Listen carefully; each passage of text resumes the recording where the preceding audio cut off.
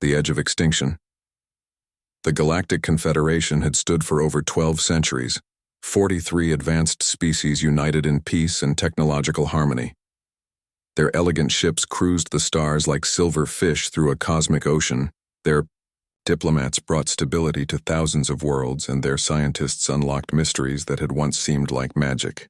For centuries, they had known nothing but prosperity, until the Harbingers came. Commander Elena Reyes stood at the observation deck of the Confederation vessel Boundless, watching the evacuation of Proxima Station through the reinforced viewport. Alarms blared in the distance. The station's elegant spires, once beacons of Confederation influence in this sector, now belched emerald flames as the last evacuation ships fled its collapsing superstructure.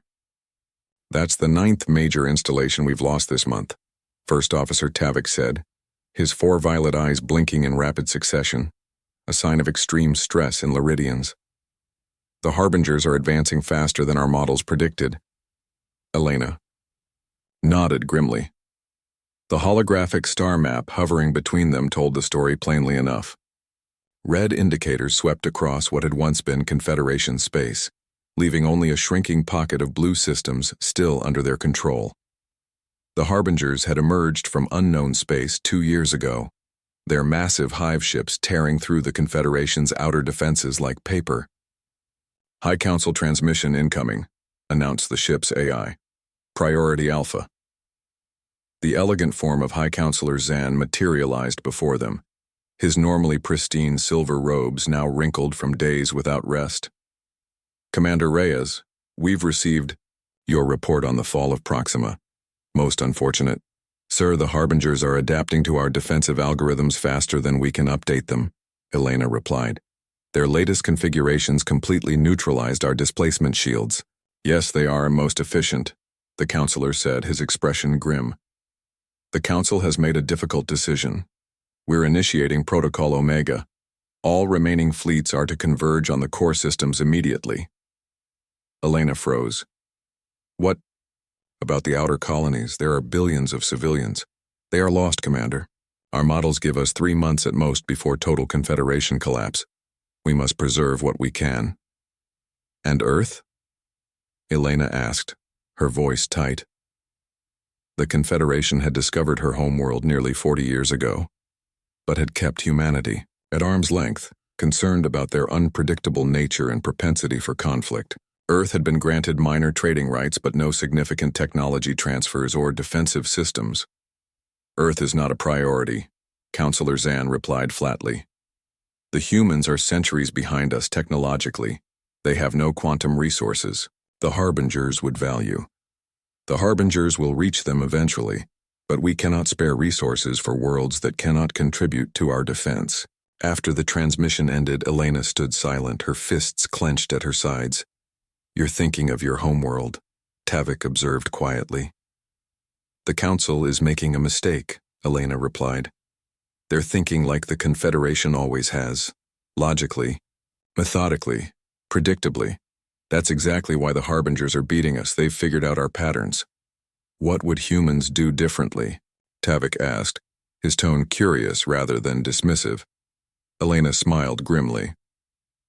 "Throughout our history, humans have specialized in one thing: surviving when we absolutely should not. We're chaos incarnate, Tavik. And right now, chaos might be the only thing that can throw the Harbingers off balance."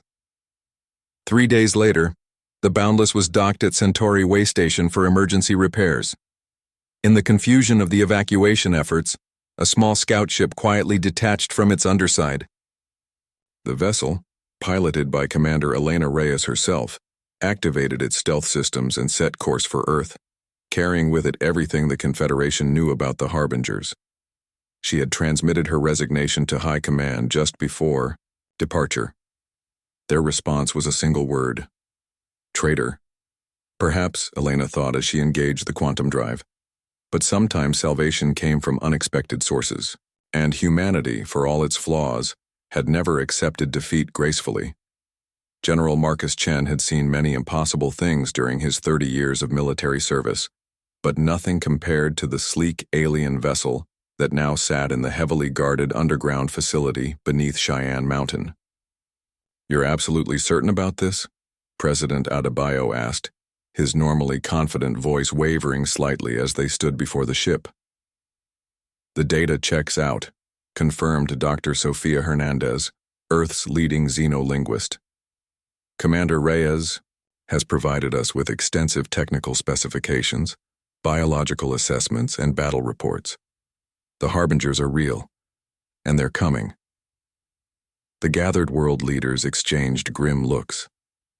In the 3 days since Elena's arrival, the planet had experienced the greatest unification of purpose in human history. Ancient enemies set aside differences in the face of extinction.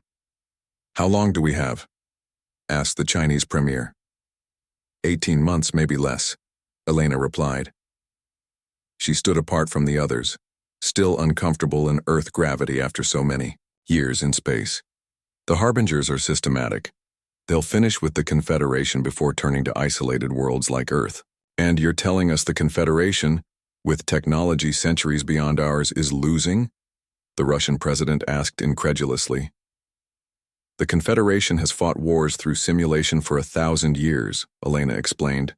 "Their strategies are elegant, optimized, and utterly predictable. The harbingers adapt to each approach within days."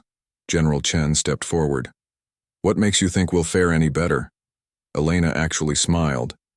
"Because humans are the most unpredictable, resourceful, and frankly terrifying species I've encountered in 20 years of space service. The Confederation thinks in straight lines, humans think around corners. We're going to need more than creative thinking to fight an advanced alien armada," President Adebayo pointed out. "That's why I brought this," Elena replied, gesturing to her ship. "Everything the Confederation knows about harbinger technology, biology, and tactics. It won't give us parity, but it might give us a fighting chance." Over the following months, humanity prepared with a ferocity that would have shocked the Confederation diplomats who had once dismissed them as primitive. Underground facilities were expanded across the globe. The knowledge Elena brought was reverse-engineered with desperate efficiency. Nations shared scientific breakthroughs without reservation. Soldiers trained in weapons that had existed only, in theory, weeks before. Most importantly, they adapted in ways the methodical Confederation never had. Where the Confederation built elegant shields that the harbingers eventually decoded, humanity created layered defenses with deliberate vulnerabilities, traps within traps. Where the Confederation developed sophisticated AI battle systems, humanity trained their computers to think irrationally at critical moments, introducing controlled chaos into their strategies. "The harbingers expect patterns," Elena explained, during one strategy session. "Their whole advantage is predicting their enemy's next move, so we need to be unpredictable. We need to be human." 11 months into their preparations, the warning came. A network of hastily constructed deep space sensors detected anomalous quantum signatures entering the solar system. "They're early," Elena whispered, staring at the data. "Much earlier than we expected."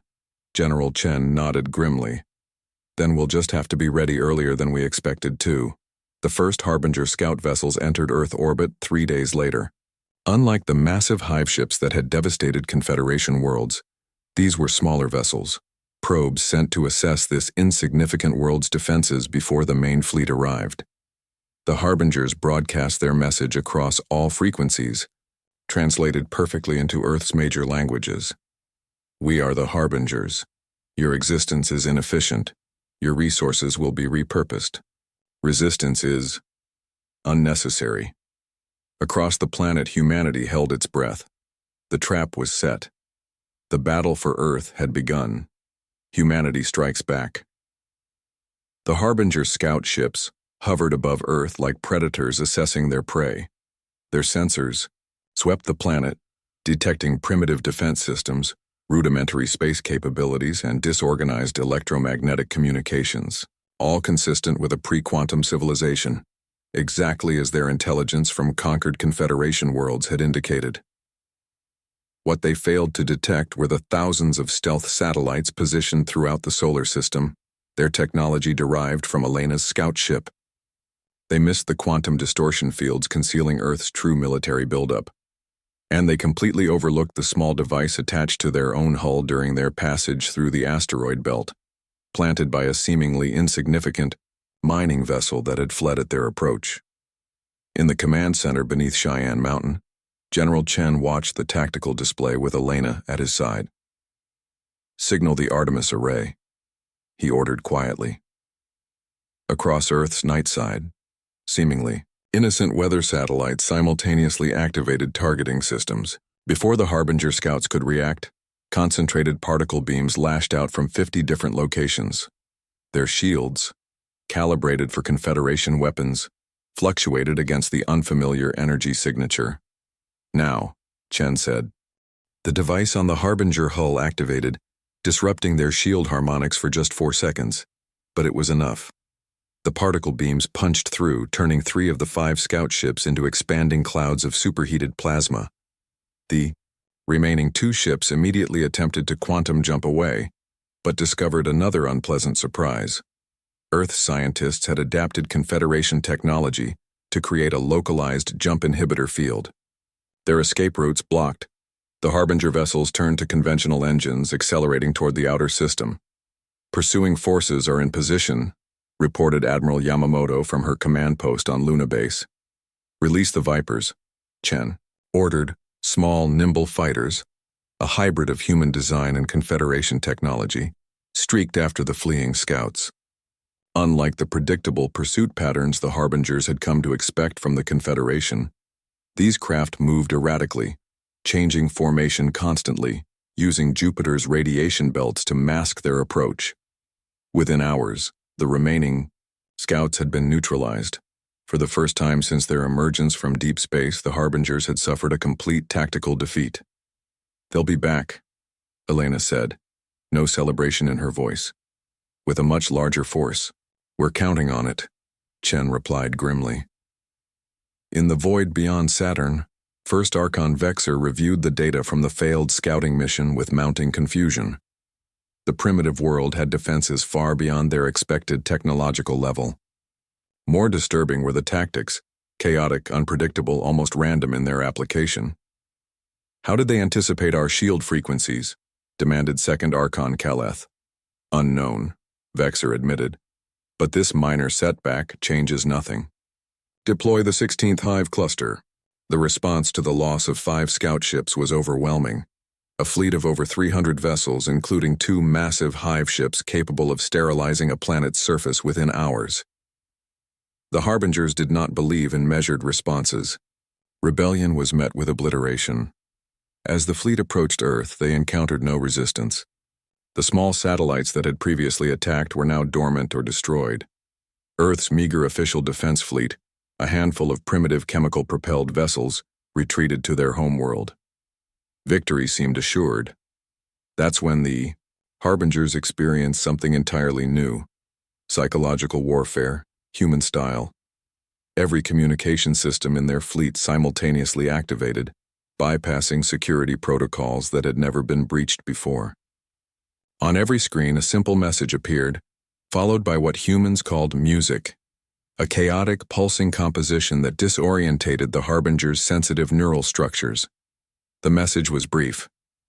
"We know how you think. We've been inside your ships for months. Welcome to humanity." It was a bluff, of course. Earth forces hadn't actually infiltrated the Harbinger fleet, but the seed of doubt was planted, especially when several secondary systems began failing, across multiple ships simultaneously, triggered by carefully hidden commands in the scavenged wreckage of the scout vessels. Primitive psychological tactics, Vexer dismissed, even as unease spread through the command cluster. Commence planetary approach. As the Harbinger fleet passed the orbit of Mars, they encountered their next surprise. The planet's 2 moons, Phobos and Deimos, suddenly moved. What the Harbingers had detected as natural satellites were actually massive engines attached to the tiny moons, accelerating them directly into the path of the advancing fleet. It was not a sophisticated attack by Confederation standards, merely large objects moving at high velocity. But it was unexpected, forcing the fleet to scatter. In the chaos that followed, Hundreds of tiny objects detached from the Martian surface. Kinetic impactors accelerated to relativistic speeds, tearing through multiple Harbinger vessels. "Fall back and regroup," Vexer ordered. "These tactics are irregular." The Harbinger fleet regrouped at Jupiter using the gas giant's immense gravity to curve their approach vector. It was there they encountered humanity's true defensive line, a carefully coordinated force that combined stolen Confederation technology with humanity's unique innovations. What followed was not the elegant space ballet of Confederation warfare, but something messy, chaotic, and terrifyingly effective. Human vessels deliberately rammed larger Harbinger ships, their crews ejecting at the last moment to be recovered by stealthed rescue craft.